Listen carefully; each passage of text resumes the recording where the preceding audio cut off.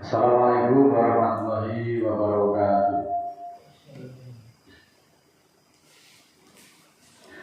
Alhamdulillahilladzi anzala 'ala 'abdihi kitaba wa lam yaj'al lahu iwajan. Asyhadu an la ilaha illallah wahdahu la syarika lah. Innallaha huwa ilahul wahid. Allahu la ilaha illa huwa rabbul 'arsyil 'azim. Allahu la ilaha illa huwal hayyul qayyum. Allahu la ilaha illa huwar rahmanur rahim. Rabbis sadri wa yassir li amri wahlul 'uqdatam min lisani yafqahu qawli waj'alni waziran min ahli. Muslimin muslimat yang dimuliakan Allah, sesungguhnya semua pujian hanyalah milik Allah. Kita semuanya memuji kepada Allah. Kita semuanya memohon ampunan dan pertolongan kepada Allah. Dan kita semuanya berlindung kepada Allah dari kesesatan jalan setan. Siapa yang Allah tunjuki, maka tidak ada yang dapat menyesatkannya. Dan siapa yang Allah sesatkan, maka tidak ada yang dapat menunjukinya. Saudaraku yang dimuliakan Allah, alhamdulillahirrahmanirrahim, masih diberikan kesempatan dan kesehatan kita bisa dipertemukan di majelis yang mulia ini, meskipun dalam durasi yang sangat singkat, tetapi kita sudah mempunyai tema yang kita upload di media sosial itu sebanyak 130 judul, meskipun temanya singkat-singkat dari berbagai peristiwa yang ada dan kita sesuaikan dengan kondisi ayat-ayat Al-Quran. Dan pada kali ini kita akan mencoba tema baru, dan mudah-mudahan dengan tema itu menggugah kesadaran kita. Adapun dalam kesempatan ini kita akan mengungkap bagaimana peranan seorang istri terhadap perjuangan Islam ataupun perjuangan suaminya. Mohon maaf, koreksi saya apabila dalam penganalisan ayat-ayat saya ada kekurangan, kekhilafan, bahkan kesalahan, silahkan dikoreksi. Saya sebenarnya terbuka, ini semuanya perjuangan untuk kita semuanya dalam rangka mengharap ridho Allah, dalam rangka kita semuanya belajar ridho Allah dalam perjuangan ini. Saudaraku yang dimuliakan Allah, ada ungkapan di balik kesuksesan seorang pria, di situ ada peranan wanita yang hebat. Ataupun sering juga di balik suami yang sukses ada peran istri yang hebat. Nah, berarti di sini peran dari seorang istri itu sangat penting dan krusial di dalam mendukung pencapaian perjuangan dari suaminya. Meskipun tidak selalu terlihat secara langsung, peran ini meliputi dukungan moral, menyemangati saat-saat sulit, dan membantu mengelola berbagai kebutuhan agar suaminya bisa fokus di dalam perjuangan. Suami adalah pemimpin rumah tangga, berarti seorang suami itu memiliki tanggung jawab untuk memimpin, menafkahi, mendidik, dan melindungi istri serta anak-anaknya. Peran ini bukan berarti suami itu bisa bersikap otoriter, tetapi harus menjadi pemimpin yang bijak, pemimpin yang sabar, adil, dan bertanggung jawab atas jalannya keluarga, di mana istri dan suami itu saling melengkapi. Suami yang bertanggung jawab mengarahkan keluarganya untuk hidup sesuai dengan tuntunan agama dan membimbingnya menjadi keluarga yang harmonis. Itulah peran dari seorang suami. Suami yang baik akan menjadi teladan bagi istri dan anak-anaknya. Sebaliknya, suami yang tidak baik dapat membawa dampak negatif bagi keluarganya. Peran dukungan istri di dalam perjuangan suami itu merupakan sesuatu hal yang sangat penting, yaitu menyangkut dukungan emosional, menciptakan lingkungan rumah tangga yang kondusif, serta memberikan motivasi moral dan spiritual. Istri yang mendukung dan memberikan semangat kerja kepada suaminya juga harus bisa mendengar, menjadi pendengar yang baik menjaga kesejahteraan keluarga, dan menjadi tim yang kompak dengan suami untuk meraih keberhasilan perjuangan bersama. Dukungan ini membuat suami merasa dihargai dan termotivasi untuk bekerja lebih maksimal dan lebih tulus di dalam perjuangannya. Nah, istri para nabi membuktikan bahwa perempuan itu tidak hanya menjadi pelengkap, melainkan juga menjadi pilar utama di dalam menyebarkan kebaikan, dalam menyebarkan dakwah para nabi dan rasul, baik melalui pengorbanan harta, kecerdasan maupun keberanian. Sejarah mencatat banyak wanita yang dimuliakan di dalam Islam lantaran kesolehannya. Di antaranya bahkan ada nama-nama mereka yang diabadikan di dalam Al-Quran, seperti istri Adam, Sarah atau Hajar, istrinya Nabi Ibrahim, kemudian Maryam, ibunda dari Isa Al-Masih, dan Siti Khadijah, istri dari Muhammad Sallallahu Alaihi Wasallam. Mereka semuanya itu memang berasal dari kurun waktu atau dari zaman yang berbeda. Bahkan jarak masa antara satu dengan yang lainnya itu begitu jauh. Akan tetapi menurut sejarah hidup mereka dapat terus menginspirasi umat sampai zaman sekarang. Tiap sosok itu pun terhubung dengan benang merah yang sama, yaitu seorang hamba yang soleh, seorang hamba yang bertakwa kepada Allah. Oleh karena itu marilah kita simak di dalam surat keempat ayat 34. Surat keempat itu surat An-Nisa. A'udzubillahi minasyaitonirrajim. Bismillahirrahmanirrahim. Ar-rijalu qawwamu 'ala nisa'i bima faddalallahu ba'dahum 'ala ba'din wa bima anfaqu min amwalihim. Fasolihatu qanitatun hafidatun lil ghaibi bima hafidallah. Wallati takhafuna nusuzahuna fa'iduhuna wahjuruhuna fil madajini wa'idbuhuna fa'in aqnakum fala tabhu alaihina sabila innallaha kana aliman kabir, yang artinya selengkapnya sebagai berikut. Laki-laki atau seorang pria adalah pimpinan bagi seorang perempuan, karena yang Allah karuniakan sebagian atas mereka dan atas tengah dari mereka, dan karenanya mereka menafkahkan dari harta mereka.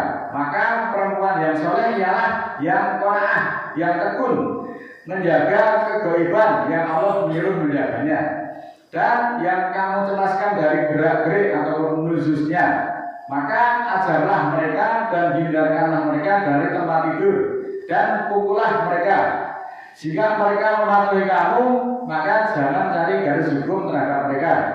Jadi seorang istri itu ketika sudah mematuhi suaminya, jangan mencari-cari alasan suaminya untuk menganiaya ataupun memberi pelajaran bahwa Allah Maha Tinggi lagi Maha Besar. Muslimin yang dimuliakan Allah mengajarkan melalui ayat-ayat ini bahwa seorang istri itu harus patuh, harus taat, harus menghormati suaminya. Ada dua tugas istri yang di dalam Al-Quran, di dalam surat keempat ayat 34 ini. Yang paling pokok tugas istri yang pertama adalah taat kepada Allah.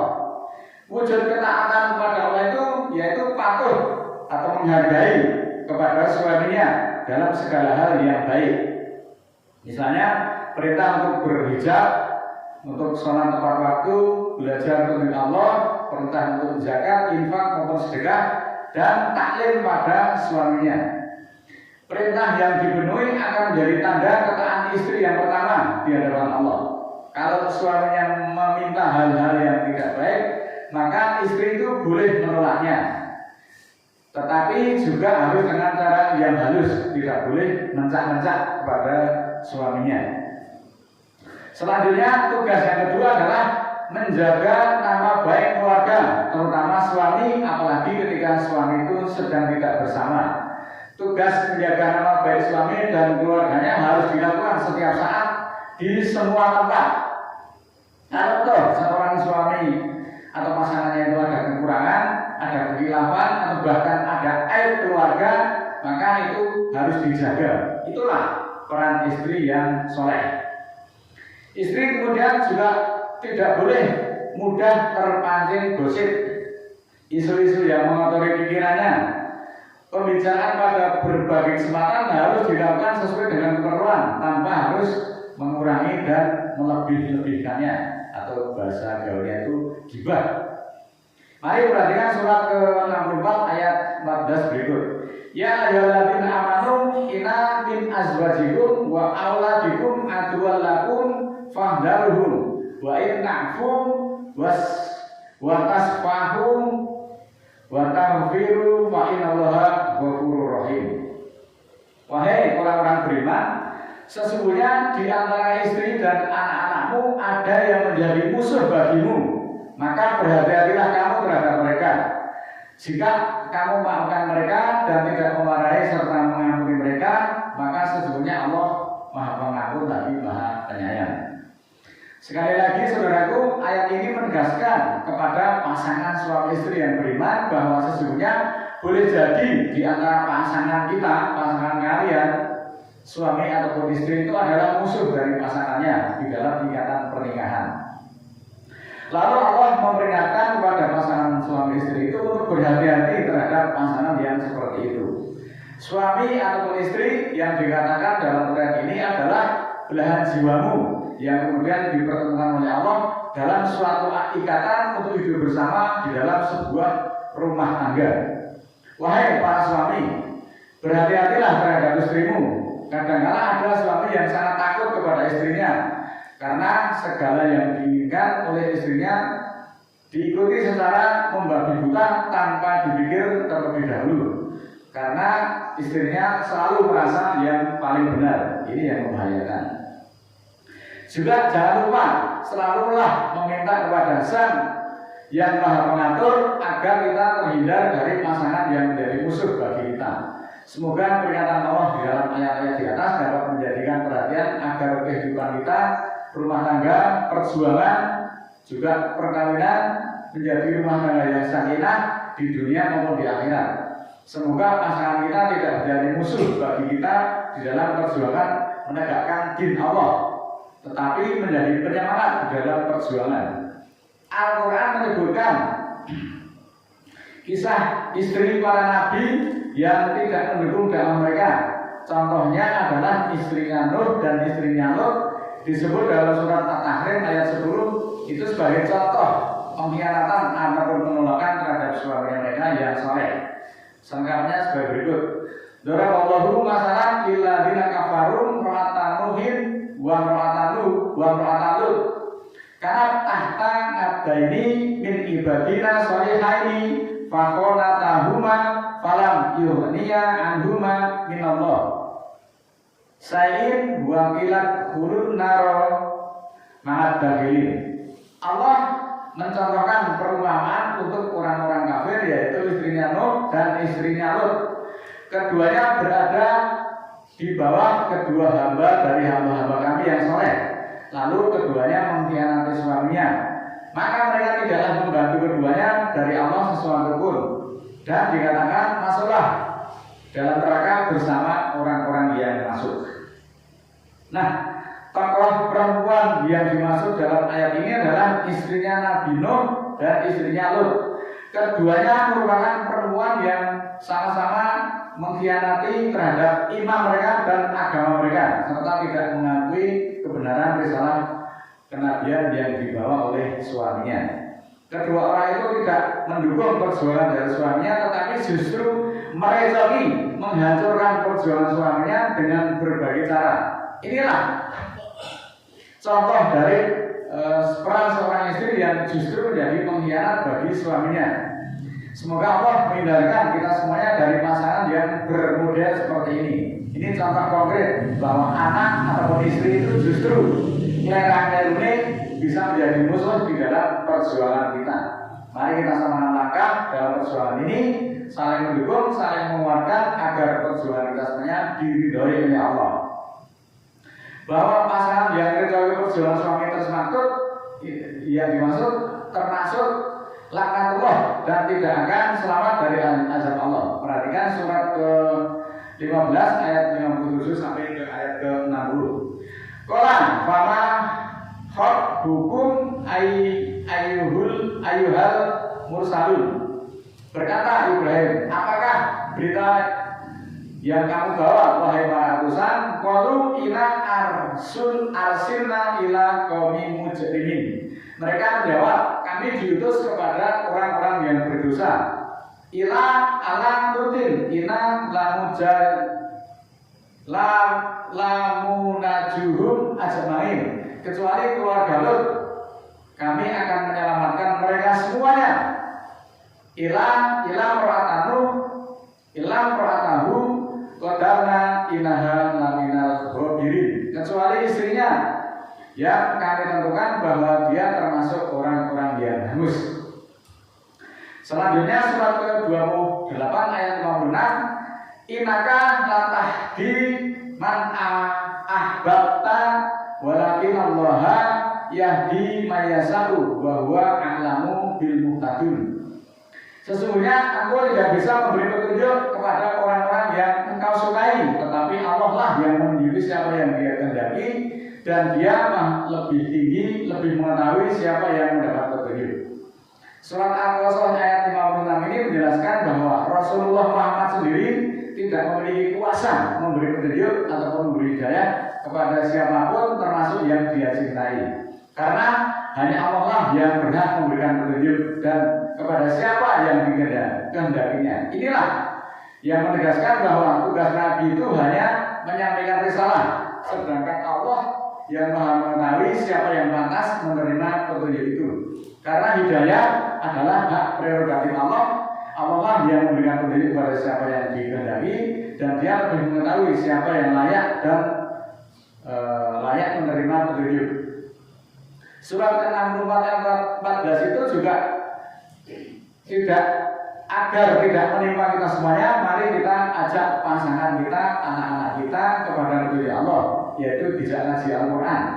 Jangan justru merecoki perjuangan kita bagi yang belum mempunyai pasangan agar berhati-hati dalam menentukan pasangannya agar hal tersebut tidak menimpa kita semuanya. Oleh karena itu, dukungan suami atau istri dan pendidikan anak sejak dini untuk mengenalkan kepada hukum Allah menjadi penting agar tidak menjadi batu sandungan dalam perjuangan kita. Mudah-mudahan Allah ridho terhadap apa yang kita usahakan, dan marilah kita akhiri dengan memohon ampunan kepada Allah. A'udzubillahi minasyaitonirrajim. Bismillahirrahmanirrahim. Rabbana la tu'akhidna in nasina aw akhtana. Rabbana wa la tahmil 'alaina isran kama hamaltahu 'alal ladzina min qablina. Rabbana wa la tuhammilna ma la taqata lana bihi wa'fu 'anna waghfir lana warhamna anta maulana fansurna 'alal qaumil kafirin. Subhana rabbika rabbil izzati amma yasifun wa salamun 'alal mursalin walhamdulillahi rabbil alamin. Wassalamualaikum warahmatullahi wabarakatuh.